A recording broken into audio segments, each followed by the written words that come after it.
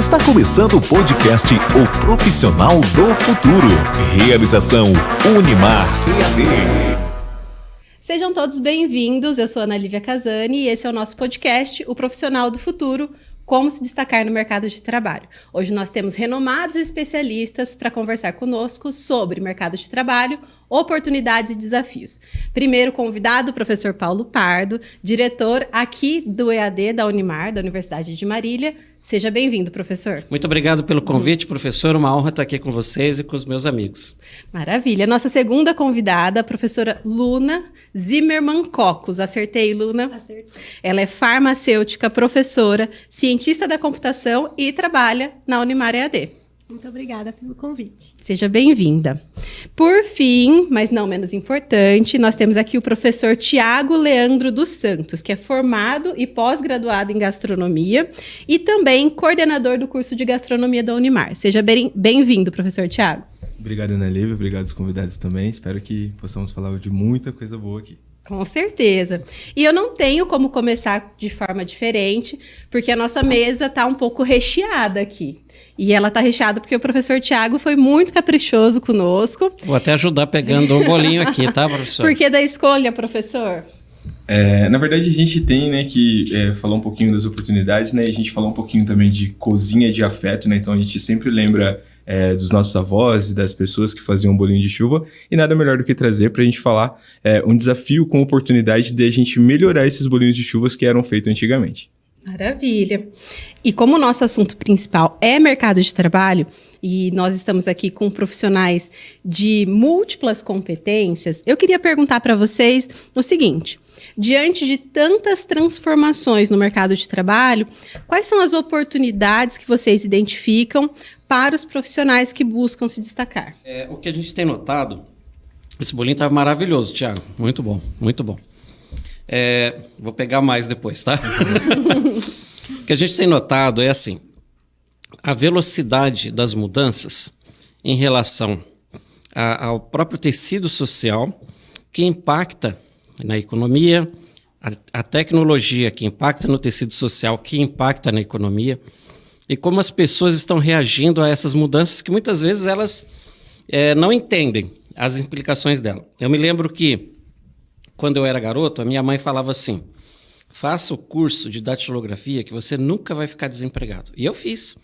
E, de fato, abriu muitas oportunidades, porque era uma competência importante naquela época. Não se conseguia trabalho administrativo se você não soubesse datilografia. Fiquei muito bom nisso, por sinal. Mas hoje, qual é o valor de alguém saber datilografia? Esse valor de competências, ele muda com o tempo e com as tecnologias. Então, está mudando de tal forma rápido que as pessoas precisam antecipar o que o profissional vai precisar saber daqui a 1 ano, daqui a 2 ou imediatamente. A gente depois pode até falar sobre isso com relação à pseudo-ameaça da inteligência artificial, mas que eu acho que abre muitas oportunidades. Você não acha, professora? Eu concordo. A inteligência artificial, ela vai nos poupar um tempo para que a gente possa aplicar a nossa verdadeira excelência.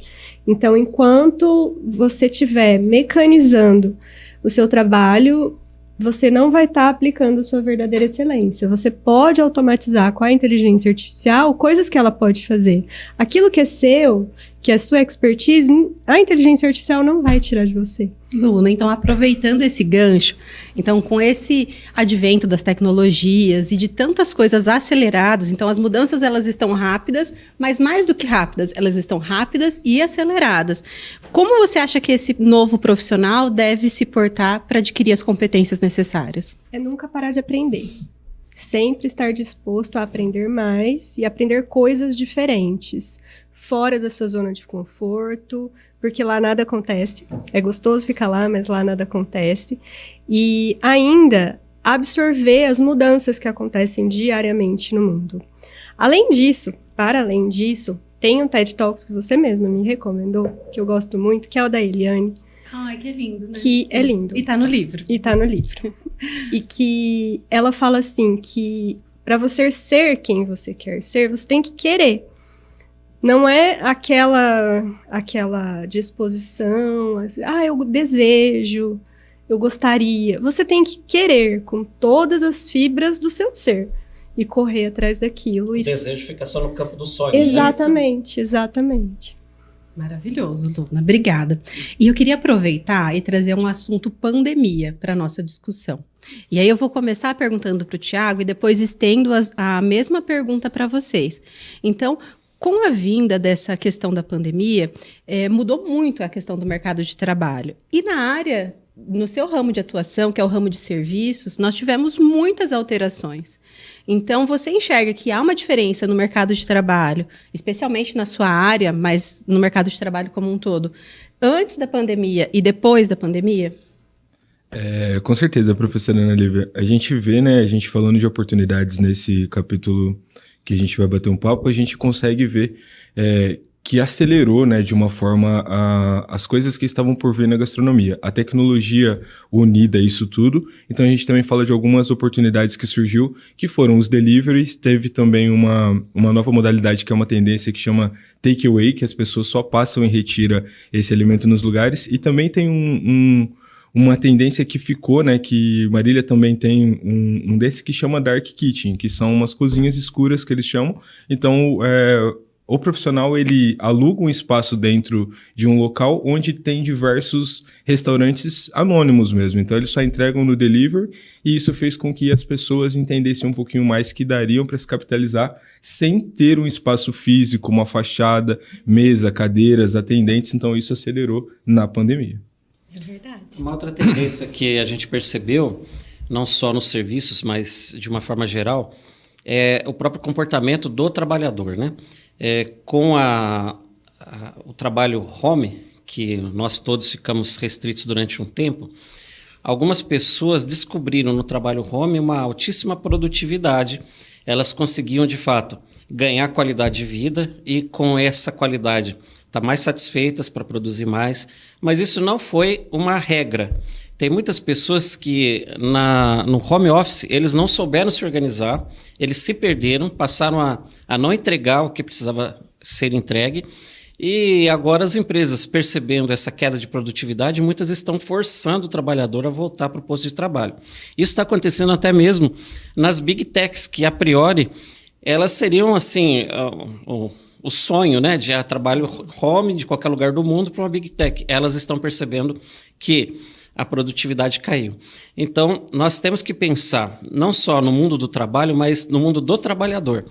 Como nós, como profissionais, nos comportamos em qualquer ambiente, né? Se eu estou num ambiente em que é um ambiente profissional, cercado de colegas, como é que eu me comporto nesse ambiente? Eu sou uma pessoa colaborativa, eu sou uma pessoa que causa conflito, eu contribuo para a equipe atingir seus resultados, eu estou só reclamando, só buscando desculpas. Isso é um ambiente tóxico que todo mundo combate, mas quem promove o ambiente tóxico somos nós mesmos. Ou então, eu não tenho esse perfil de trabalhar num local fechado cheio de gente. Quais competências que eu tenho que ter para trabalhar home? É uma característica que a gente tem que desenvolver também. É verdade. Eu anotei aqui como oportunidades, porque surgiram novas modalidades de trabalho, né? Inclusive o trabalho remoto. E aí, Paulo, a sua fala me trouxe um questionamento. Né? Existe uma tradição que diz que quem não é visto não é lembrado. Verdade. E como eu faço para ser visto estando trabalhando em home office? Como eu posso me destacar, sendo que eu não estou vendo ninguém está me vendo? As minhas entregas têm que ser muito mais pontuais, produtivas. Talvez eu tenha que ter até uma visibilidade nas redes, como LinkedIn, por exemplo. É por aí? Um caminho pode ser, não quero que tenha só minha fala nessa resposta, mas um caminho pode ser o LinkedIn. Mas veja, quando o teu contratante ele confia algo a você, ele está esperando que você faça as entregas no tempo acordado. Se eu entrego o que foi combinado no tempo acordado, ok, mas é o que se espera. Agora, o que não se espera, eu entregar mais do que foi acordado. Quer dizer, eu faço a minha entrega e eu tenho um plus aqui. Olha, fulano que me contratou, eu estou entregando isso aqui como sugestão, dá para fazer tal coisa. Aí não precisa você estar presencialmente para fazer isso, você pode fazer da sua casa. Pode ser visto de casa, né, Luna? Pode ser visto de casa. Com certeza. E uma coisa que pode pontuar também, né, não esquecer que o home não é você ficar na sua casa, tem que também não esquecer da interação humana, que às vezes as pessoas se deixam levar e acham que as coisas vai acontecer ali de uma forma que eles acreditam, mas eu acho que ter essa interação mesmo no home com a pessoa que está delegando alguma coisa, como o professor falou, de produtividade, mostrar, acho que relatórios, uma reunião semanal, acho que também isso faz com que apareçam, conexão, né? Criem né? conexão, essa interação humana, né? Reforçar essas conexões, maravilhoso. Ana, só para, rapidamente, só para a gente não perder o gancho, uma coisa que eu temo, que parece ser uma tendência, especialmente nas pessoas mais jovens, está se criando uma fobia social, pelo fato de que elas ficaram muito tempo em casa e hoje elas interagem muito em plataformas online.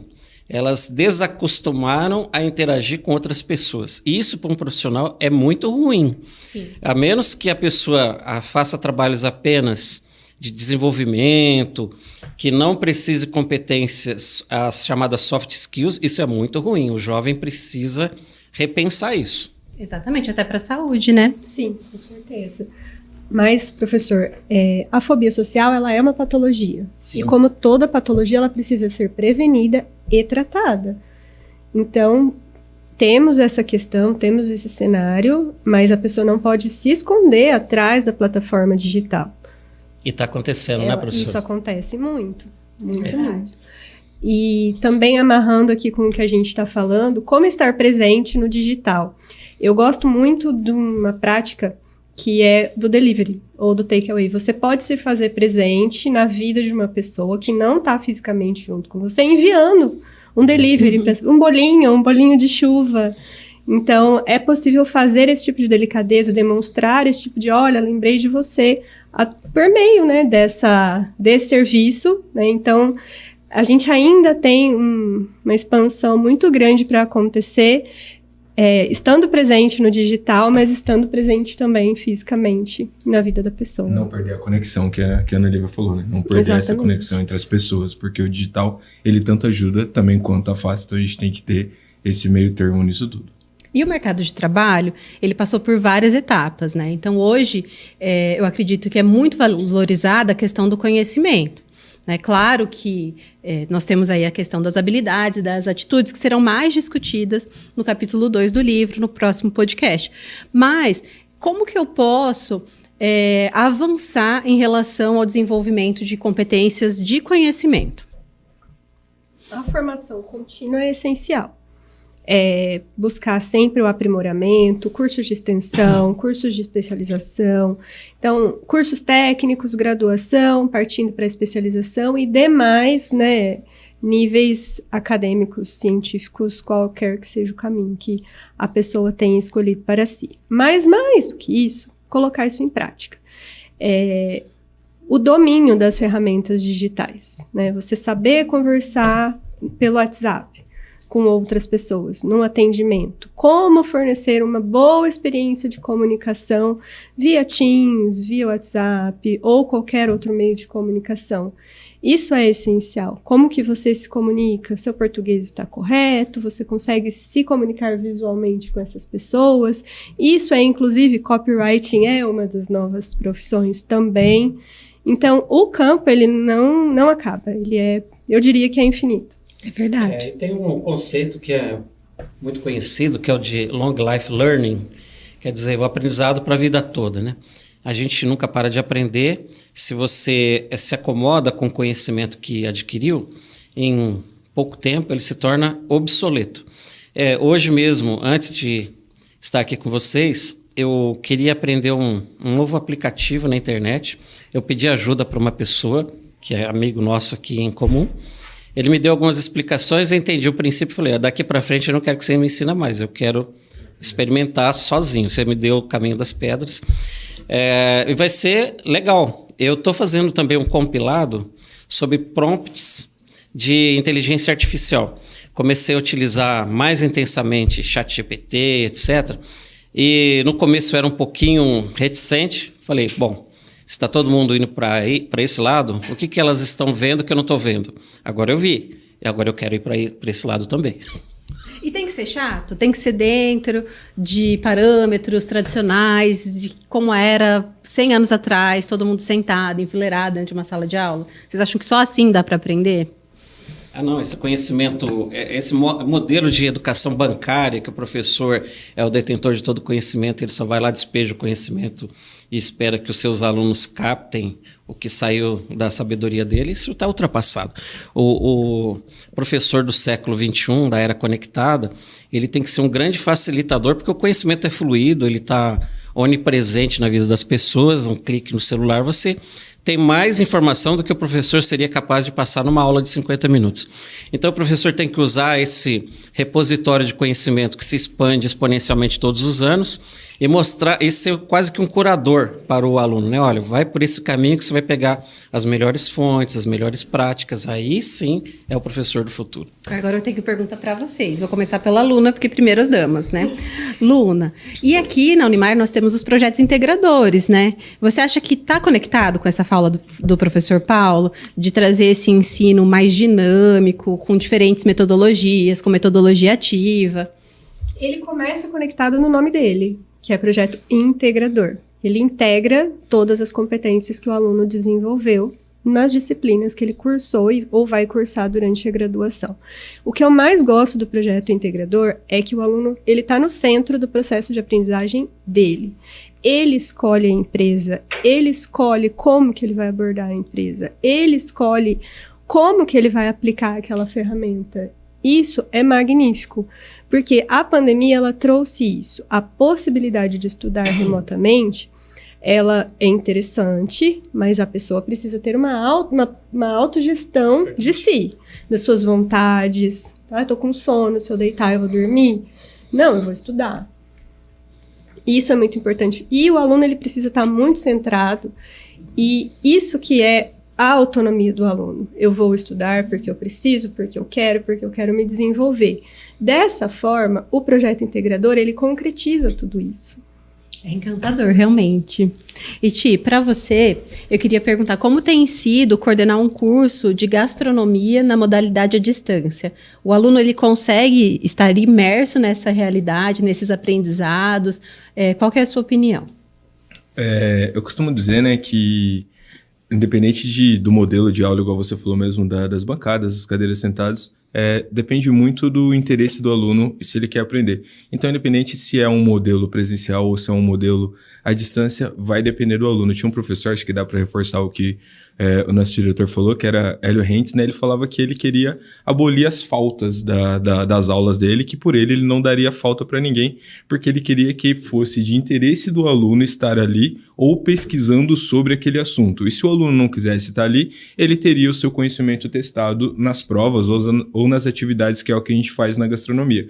Hoje a gente tem eu e o Ian que corrige as atividades, né? Então a gente é muito especialista na gastronomia, a gente não só faz bolinho de chuva, mas então a gente consegue hoje fazer isso que o professor falou, ser um orientador desse aluno com a nossa experiência que a gente tem. Então a gente analisa todas as atividades, também coloca esse aluno para entender que ele tem que fazer pesquisa, para entender que a gastronomia não é só ficar cozinhando pratinho bonitinho. E a gente precisa hoje também, na nossa área, que eu deixo muito pautado para os nossos alunos, que não só partir para o restaurante ou hotelaria, mas para a criação de produto e pesquisa, porque a gente pensa em muita gente querendo ser chefe e abandonando um pouco a área acadêmica da gastronomia.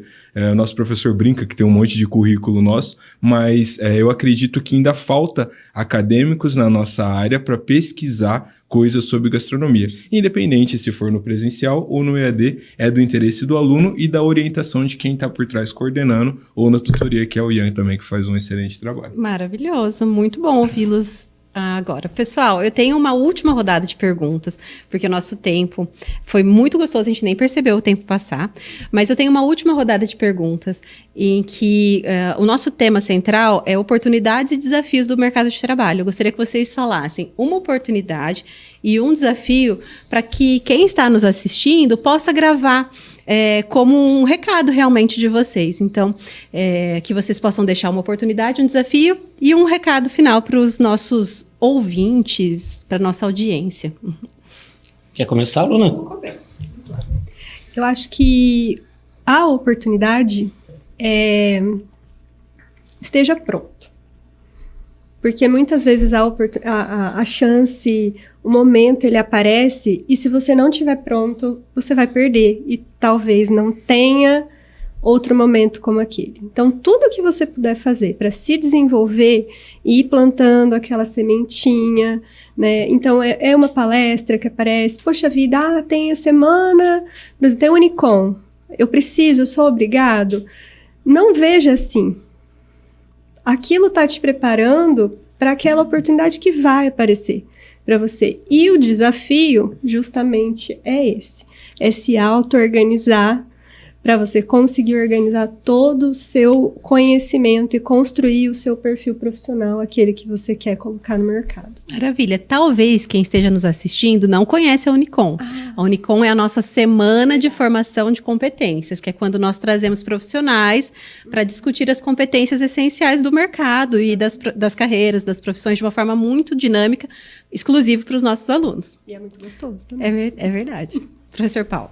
É um desafio que cabe para todos nós, independente de qual profissão a gente esteja falando. Seja relevante, né? O desafio é ser relevante. Por exemplo, quando alguém pede uma referência de alguém numa certa profissão, você é esse alguém ou você está listado entre esses alguéns que é relevante nessa profissão? É assim que a gente é lembrado para contratação, de prestação de serviço, um contrato de trabalho efetivo. Quando a pessoa ela cai na mediocridade ou na irrelevância, ele só é escolhido pelo preço, né? Se você é o cara mais barato, você é o prestador mais barato, você é o solucionador mais barato, você vai ser escolhido. E talvez aquela pessoa que te contratou nem espere muito, né? Porque afinal contratou pelo preço. Quando você é relevante, você tem valor, no valor do teu trabalho, o valor da tua opinião, e você é consultado quando o assunto é aquele determinado segmento.